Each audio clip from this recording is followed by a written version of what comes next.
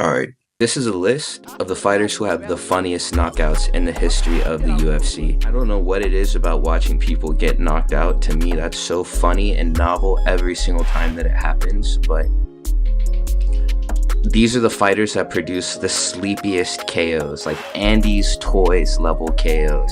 But to start the list, I'm gonna go with Yuri Prochazka. Yuri Prochazka has some funny ass knockouts. And he has this formula. Every single time that he fights, he always gets hurt really badly by whoever he's fighting. And then he comes back and he brutally KOs them. His debut against Volkan Ozdemir completely drops the first round. And it looks bad for him too because he's getting rocked. And then he just comes out in the second round and just throws some goofy combination and it just chins Volkan.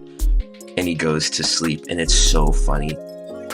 And that happened again to him against Dominic Reyes. That was his next fight against Dominic Reyes. He got hit with an up kick so hard that he passed out. And then he woke up and then started wrestling. But he admitted in the interview that he got chinned by that strike. Yuri Prochazka fights are literally so funny. You couldn't make them up if you were writing scripts for fights. They're so funny. And just recently against Rocket, he was getting owned by Rocket. They were just standing and trading in the middle. But that's the thing about Yuri is you can't beat him unless you knock him out cold. Because as long as he's still awake, he's gonna find some way to rob a win from you. No matter how ahead you are in a fight, he just pulls some random stuff and it just wins. It just gets him wins every single time. So Yuri Prochazka, he goes on this list. I still am not gonna say that his fight against Alex Pereira was an early stoppage. But then again, it really might have been. So who even knows with this guy? That's why it's so fun to watch his fights, is because you never really know what he's gonna do. And he has the funny haircut as well. Like, this guy's fights are hilarious and they all end in brutal KOs. So Yuri Prochazka definitely is a mention here. Funniest KOs in like fights, we gotta mention Francis Ngannou here as well. Francis Ngannou, he hits as hard as a Ford Escort going as fast as it can. But no, this guy has power from the sand mines, and he has produced some of the funniest knockouts in the sports history. I started watching this sport at around the time I saw Francis Ngannou fight live. Is like one of my first UFC events that I saw on a Saturday. And he fought Jairzinho Rozenstruik.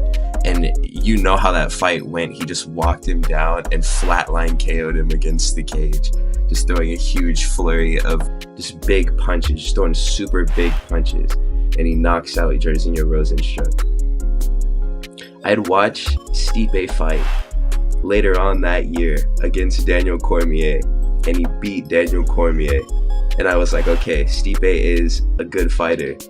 And then they rematched in the following year, Francis Ngannou and Stipe Miocic. And because of recency bias, I was like, okay, Stipe just beat up Daniel Cormier, so he's probably going to do well against Francis Ngannou. And I was wrong, because Stipe got glassed in that fight. And it was funny, dude. Even Cain Velasquez, they hit like the same pose. You get hit hard by Francis Ngannou, your legs just give and you like fold over. Like, it's a crazy like position that these fighters get left in whenever they get hit by Francis Ngannou. And it's not even like I don't think we've seen his hardest punch in combat sports land, because it's always just some glancing shot. And it does huge damage to whoever he's fighting. Francis Ngannou's punch power is mythical, and that's why his KOs are so funny. Nah, for real though, rest in peace Anthony Rumble Johnson. This guy has literally some of the most brutal knockouts. And they are so funny, because it's just, he is one of those fighters with that touch of death power, like Francis Ngannou, that mythical power, to where they just sneeze on you with just some goofy, half-thrown, accidental punch, and you just get chinned and sent to the Shadow Realm. And it's so funny every single time that it happens. One thing that is something to note about this guy's career, though, is that all of his knockouts don't just come from brutal, like, boxing combinations. This dude has a myriad of head kick knockout highlights. And this guy used to fight at welterweight, too. Anthony Johnson, I'm sure that's common knowledge at this point, but And imagine getting head kicked by Anthony Rumble Johnson, or just what it would be like to see it happen. There's videos of it online, and it's so funny. It's literally like a joke. This guy, who is entirely too big for the weight class that he's fighting in, chucking up cross kicks that land flush on these NPC welterweights from the late 2000s and early 2010s. This is some of the funniest like media that the UFC has to offer you as a viewer. If you're new to the sport, watch Anthony Rumble Johnson fight. Next fighter, I think that we give him respect now. I think we give him respect now, you guys. I think he's earned it, bro, because his last showing was actually really impressive. So, Sean O'Malley is gonna make this list, bro. He has some funny ass KOs as well. His knockout over like Thomas Almeida, oh my gosh, dude, that fight was hilarious. And his knockout over like Eddie Wineland, whenever they got him into the promotion at the very beginning of his like run to the title, he was just can crushing just all of these just no-name dudes or guys who are hella old. That was such a funny time to be a fan of the sport, because we were all kind of hoping that he would crash out because just of his personality, and he was like hanging out with 6ix9ine and stuff. But no, like the knockouts that he was producing were so funny. Even the fights against guys that he didn't knock out but just beat the crap out of, like Moutinho and even Vera as well. Like his knockout over Aljo, that was some funny stuff too. I feel like that win kind of legitimized him, especially after the Peter Yan robbery or fight people argued was a robbery. He needed like an all-time win, and that's what beating Aljo is. Knocking out Aljo, that's an all-time win. And if he was to knock out Marab as well, that's another all-time win, because those two are some of the greatest bantamweights ever. And so, yeah, Sean O'Malley, he is undoubtedly, I think it's him and Ilya as far as technical striking. They're the best in the UFC right now. And his knockouts are so funny, dude. Next on the list is going to be a heavyweight, but not the heavyweight with the funniest knockouts in the division. His rise through the division was so funny because he was just going through the typical can crusher of fat heavyweights, and he was just chinning all of them, all the way up until he fought Arlovsky to make the rankings, where he fought Volkov and demonstrated technical grappling as well as his proficiency to strike on the feet. Tom Aspinall is sick, dude. He's got an amazing skill set. He's quick, he's powerful, but that's the thing that makes him funny whenever he fights, is that he is so fast, but he's also like 6'5" or 6. He's like 6'5". This guy is super tall, but he's like fast, and his fights are a sprint, all of them. Even though he is like pretty methodical and collected through them. But one thing about Tom Aspinall is like he gets Andy's Toys KOs, and his fights got so much funnier to me once I heard the interview of him talking about how he gets scared before them. Like imagine, he's just so quick twitch and fast just because he is just genuinely afraid of his opponent. And that's what makes him just heave his punches so hard and so quickly. Like his last, the knockout that immediately comes to mind of Tom Aspinall's that makes me laugh. Dude, his knockout against Marcin Tybura is so funny. Oh my gosh. Because he scores the knockout and then he just starts running, bro. And you could just see the adrenaline dump like through the run that he does after he wins.